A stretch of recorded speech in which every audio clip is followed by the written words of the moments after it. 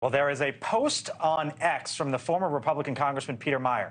Caught my eye last night. I was scrolling, I saw it, I said, Here's how it reads, in part, quote, "The threat of Hezbollah attacks within the U.S. is very real. In recent years, Hezbollah operatives have been caught casing potential targets in the U.S. as a form of lateral escalation if the U.S. goes to war with Iran or Hezbollah in Lebanon." Joining us now is the author, the tweeter of that post, however you want to put it, former Congressman Peter Meijer, state of Michigan, joins us live. Nice to talk to you, Peter. We saw your post there. What do you mean by it?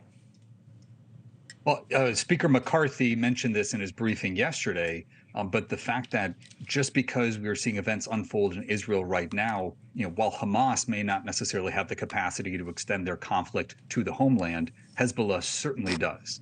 I think, as Morgan very well knows, a lot of the former Trump administration officials involved in the national security state during the time that Qasem Soleimani was killed, they are facing very heavy potential for that retaliation, the eye for an eye that the Iranians want to have against us killing their IRGC commander. And then you also have a demonstrated capacity of Hezbollah to conduct surveillance in the United States as a way of gaining leverage and optionality in the event of a war between the U.S. and Iran. So, Peter, hold that thought for a second. I'm going to come back to you here in a second. But, Morgan, you reposted this, which is how I saw it, and you brought up the point that he just did. Yeah, I mean, there are active assassination plots for former, not just Trump administration officials, also General Milley is also targeted, and he was, until just a few weeks ago, of course, the chairman. So this was Biden and Trump officials that unfortunately have to receive diplomatic security or Secret Service. And so it should not surprise anybody. Iran was just implicitly involved in killing 11 Americans through Hamas. This is also this is Iran's playbook, right? This is what they do. They fund Hezbollah in Lebanon. They fund the Houthis in Yemen. This is what they do around the region. And they actually have been quite active in Latin America. Hezbollah has been in fundraising and having cells there. We also have 1.8 million gotaways that have entered the United States. We know that we have, from January to September this year, it was like 150 or 160 people in the terror watch list that were arrested. I always like to say those are the stupid terrorists because they're the ones that got caught. But we have no clue what's in that mix of 1.8 million. Peter, back to your post. How vulnerable are we as you see it?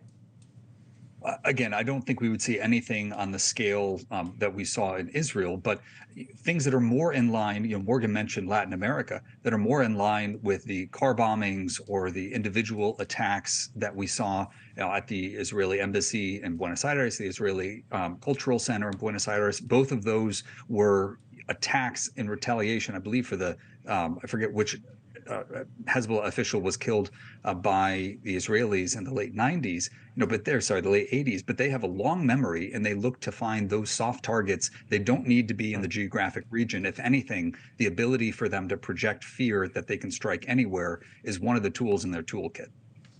I got to run, but before I do, let me ask you, if you don't mind, you running for U.S. Senate?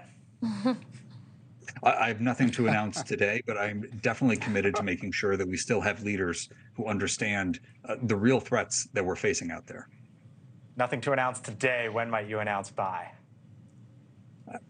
I think we have to run, right, Blake? The time is running for Blake. We'll leave it there. Good to see you. Thanks for watching. Go to newsnationnow.com to find News Nation on your television provider. And don't forget to subscribe. Click the red button to get more of News Nation's fact-driven, unbiased coverage.